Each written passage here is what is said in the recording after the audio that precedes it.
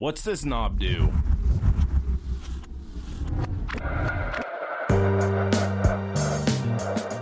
All right, you are welcome to my podcast. This is Rise and Training, and today we've got something very exciting.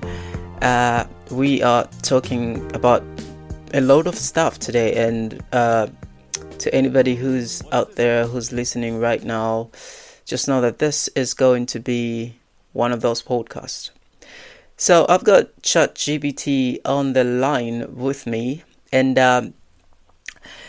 to start with, I want you to tell me some conspiracy theories that you know about, just two of them, that are funny even to you. All right, diving into the world of quirky conspiracies, here are a couple that stand out. First up, the birds aren't real theory. Some folks humorously claim that birds are actually government surveillance drones in disguise. According to this theory, our feathered friends have been spying on us all along. Really? Then there's the theory, oh yeah, really? So the Finland theory humorously suggests that Finland is a made-up landmass concocted by Japan and the Soviet Union, mainly to secure fishing rights in the Baltic Sea without overfishing in their own waters. It's a wild ride, claiming that all maps are doctored, and any Finn you meet is in on the conspiracy. I'm shocked with the first one that the second one for Finland being not really being a real place. For the one that you talked about, Bades, I've heard about it, but the second one that you told me about Finland is news to me. Is that really something that people have been talking about for some time now? Yeah, it's been around for a while, mainly as an online joke or meme.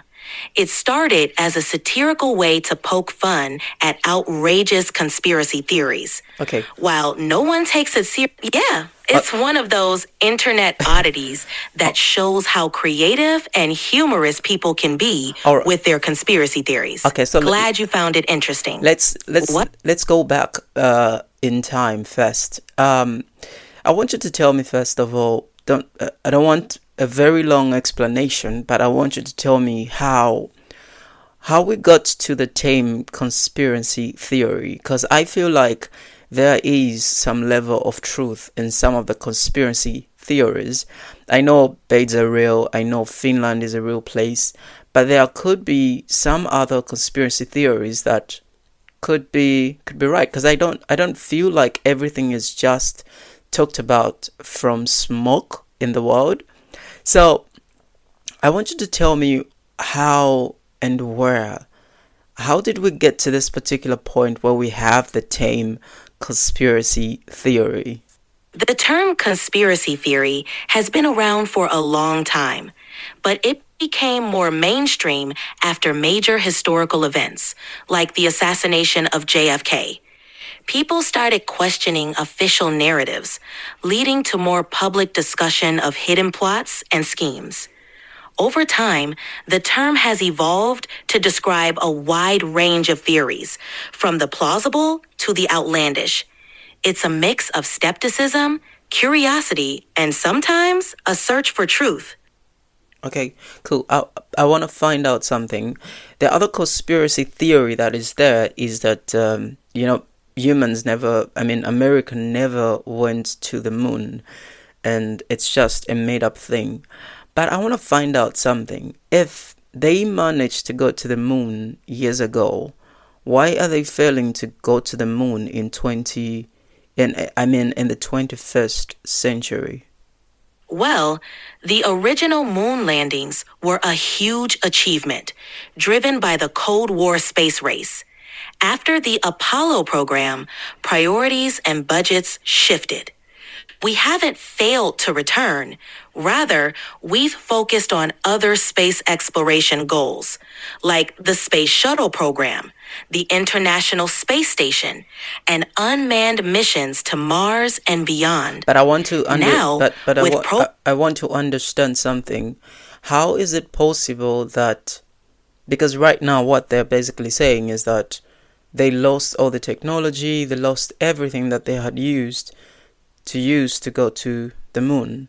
How could something like that happen? Why couldn't they just store it somewhere and then it becomes it became safe? Because what I know about information, especially information related to the moon landings, it's supposed to be information that is stored properly because it can be used generational and generational. Why? That's a great question. The technology and expertise from the Apollo era weren't exactly lost, but they became outdated and were eventually retired. The Saturn V rocket, for example, was a complex machine, and producing it required specialized skills and facilities that were gradually dismantled or repurposed. Rebuilding that technology today would be like trying to use vintage parts to build a modern computer. It's not that we can't do it. It's more efficient now to develop new technology based on what we've learned since then. All right, cool. I want you to give me another conspiracy theory. Okay, here's a classic. The flat earth theory. Despite overwhelming scientific evidence and the fact that we've known the earth is round for centuries, some people still believe it's flat. They think that photos from space are faked and that there's a massive conspiracy to hide the truth. It's a real head scratcher, but it's certainly one of the more well-known conspiracy theories out there. I want you to tell me the dangers of going into space. Deep space. Deep space travel presents significant challenges and dangers.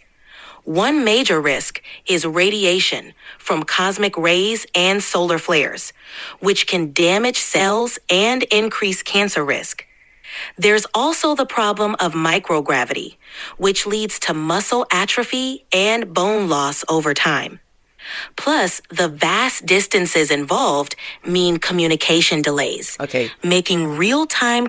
All right. If okay, you have cool. any more. Yeah. Okay. So if those are some of the risks that are involved with space travel, I want you to tell me how they were able to manage going to the moon, considering those how can I put it?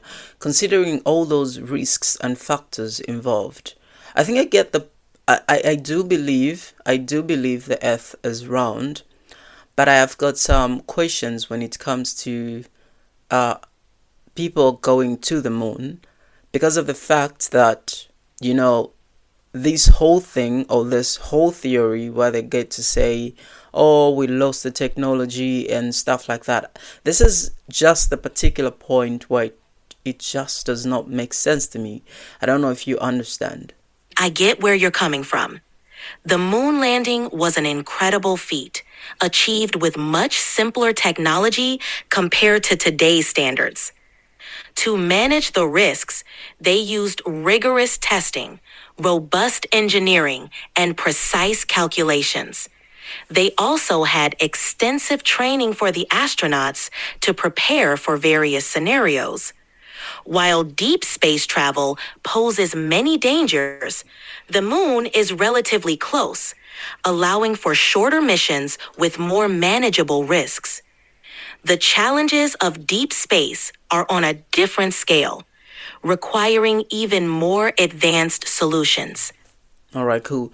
Okay, so thank you. Where do you think, as humans, where do you think we go wrong with everything concerning health, concerning space travel, With space travel? Yeah. Okay. One major concern is how prolonged exposure to microgravity affects our health, leading to muscle and bone loss. There's also radiation exposure, which is much higher in space and can increase cancer risk. Mental health is another factor, as isolation and confinement can lead to psychological challenges. Lastly, technical failures or emergencies far from Earth could be life-threatening, making safety a critical concern. All right. Thank you so much for joining me on the podcast. Thanks for having me. It was a blast chatting with you.